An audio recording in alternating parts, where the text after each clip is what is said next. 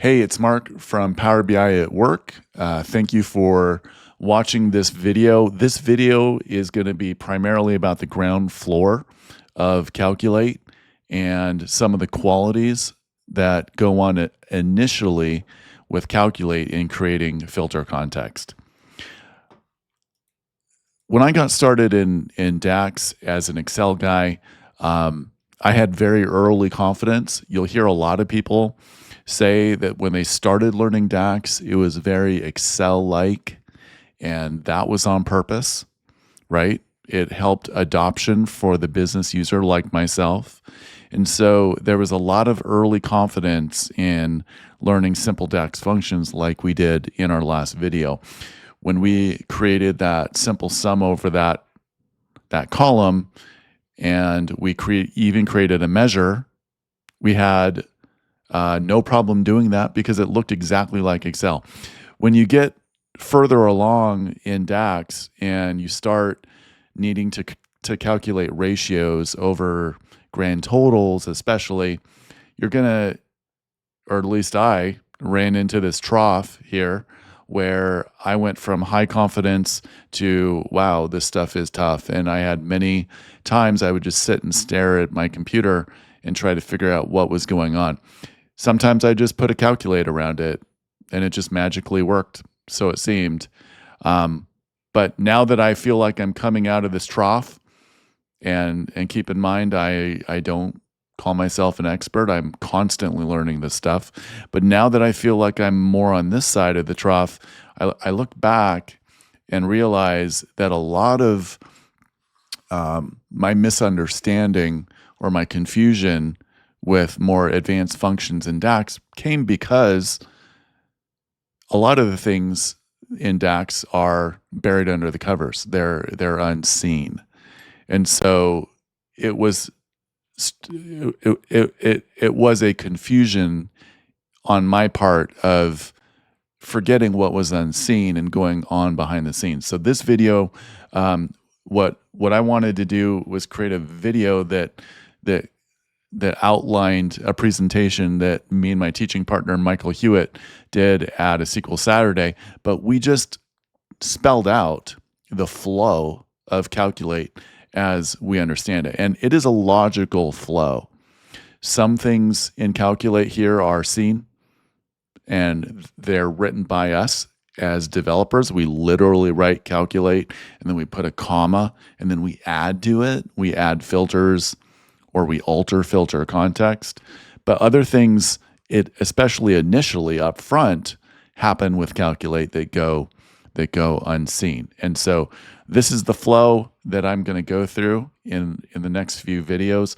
I also want to point out that Calculate evaluates from left to right here. So we're going to be going from 1 through 4 and 5. But then also, if you get into a situation where you have the same field in your Calculate overlapping, or you have the same column filter conflicting in all of these steps, there's a order of priority. So this is the original step here that we're going to talk about today. But as you go up in the steps, if there's a filter up here that conflicts with an already established filter here, you run the risk of these later steps overwriting that original filter. But that's not what this video is about. We will definitely get into that. This video is just about appreciating the initial the initial steps or step of Calculate. And that initial step, whether we see it or not, is putting a Calculate function around our measure. So that's number one. Last video, we wrote this measure like that. We thought, wow, that looks a lot like Excel. I love that, right? And then we just dropped it into our visual and it created these sliced totals or these filtered totals, right? But the first understanding of Calculate is that when you drag something onto this canvas, you drag anything onto this canvas, whether it's a measure that we wrote like this with an Excel-like sum, or we just took a column and we dropped it on this visual, there's always going to be a calculate that is unseen here. There's always an unseen calculate. The reason why there's a calculate is because calculate is filter context, right? We talked last video about filter context lives on this canvas. It's by default always going to be right here on this canvas. We can combine row context in our measure. We can put row context in our measure for many reasons. But at the end of the day, when that measure hits this canvas, it needs to filter. And it needs calculate for that to happen. So seen or unseen, there's a calculate right there. Why is that calculate here? Because it is taking these labels, it's collecting these labels, putting them in the calculate container, and transporting them back to the model and using those collected filters as filters over our tables. So I like to think of these filters as literally being over our tables. So if we go back here and we look at the part table, we have vendor, and then we have product description here, 3M masking tape for February 2025. What I envision is coming back here, 3M masking tape, coming back here to the model, going to the part table, and literally envisioning a virtual table up here where the vendor is 3M and the product is masking tape. If this is a table up here and I view this as a additional table with a relationship into this part table, this in my mind becomes part of the model. So we've got the part table right there. We've also got February 2025 from that cell in that visual. So we can also envision a second virtual table right here. And it's just, in my mind, an extension of this model. And so we know that relationships propagate filters or send filters down with a one-to-many relationship downstream towards the fact table. So if I've got a table up here and it's filtered to just show rows of 3M, and I keep forgetting that part, masking tape. If this table up here is 3M and masking tape, it's going to propagate a filter down to the part table. It's going to filter this part table down to 3M and masking tape. And then that, in turn, is going to continue this propagation of filters down to the fact table. And it's going to reduce this fact table to only transactions or orders that show vendor 3M product masking tape. Same over here. We've got February 2025. It's going to propagate down through this table. It's going to filter the timetable down to rows, 28 rows that contain February 2025. That is going to propagate onto the fact table, and we're only going to filter those transactions that are now 3M, masking tape, and February 2025 orders. So that's the first baby step, I guess, in understanding calculate, is that you may not see it, but it is in fact there. If we write it ourselves, we should probably add something to it. So we're going to learn about that in a next video. But something that I like to do, I learned from the guys at SQL BI, is I like to put comments above this measure to fully understand and not forget that these filters are definitely part of this measure. They're part of current filter context, right? So I can say that the current filter context, and what do I mean by the current filter context? I mean, what's the current filter context in this cell? We'll go up here and use the same one. Let's escape. What's the current filter context of this cell right here? When I teach my course, I ask this probably 100 times, right? What's the current filter context?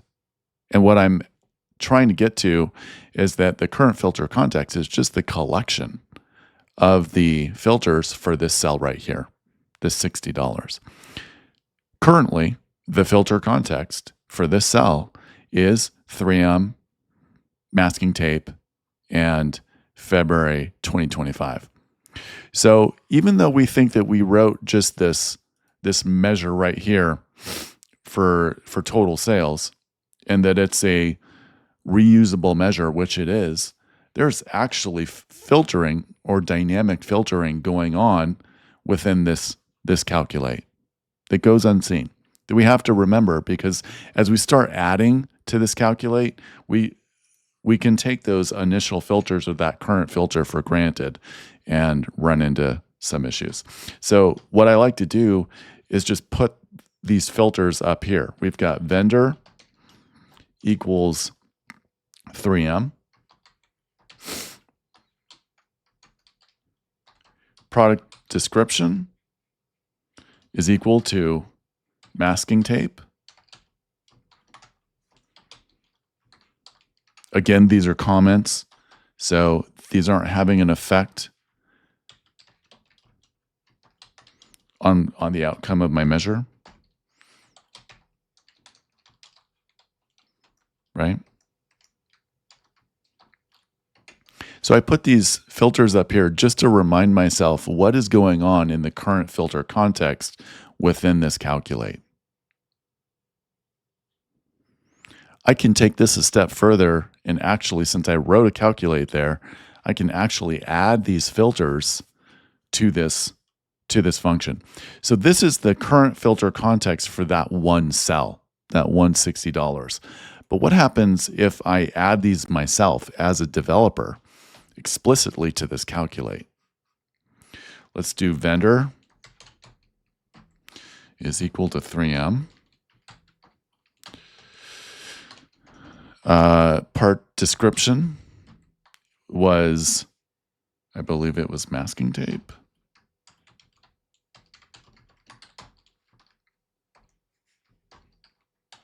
And finally, month year is equal to, it'll be amazing if this all works. But let's see. All right, let's hit enter. And there we go. So I took the current filter context for that one cell and I put it within this calculate. So again, there's an invisible calculate here otherwise if we just leave that sum. But because I chose to make the current filter context explicit to my calculate, you can see in that visual already, the results I get are now applying that current filter context over every cell in this visual. So next time we're going to talk more about that. That is I guess that's a note for next time to remember that within the order of calculate, it is possible to overwrite those original filters. Those original filters for that cell, for that one cell, are still there. And for this cell down here, it's actually Scotch and office tape. So let's just envision this.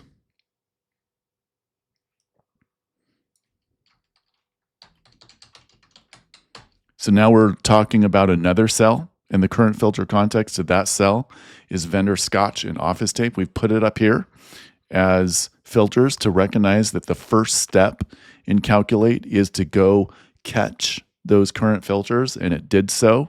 We just don't see it in our formula because it's unseen. It's automatic. It happens in the background.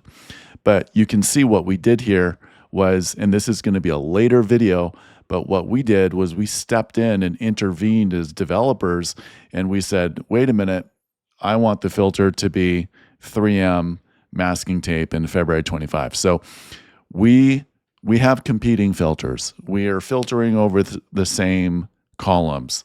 One automatically comes from the initial current filter context. The other comes later down the logical steps of calculate. They're ones we wrote ourselves. And so we can already see, because of this figure here being consistent with 3M and masking tape, there's some overwriting going on here. And so this is part of the learning process, or at least it was for me, to understand why this was happening. And there's a couple things to understand, but why is this happening when I know, even though I can't see it, the initial or the current filter context is over Scotch office tape in February 25. So that's a little bit about calculate. I'll stop here, and I'll save the future steps for another video. But I want to thank you guys for watching this video, and please, if you like this video, give it a thumbs up, subscribe. There's going to be much more on calculate. All right, thanks for watching.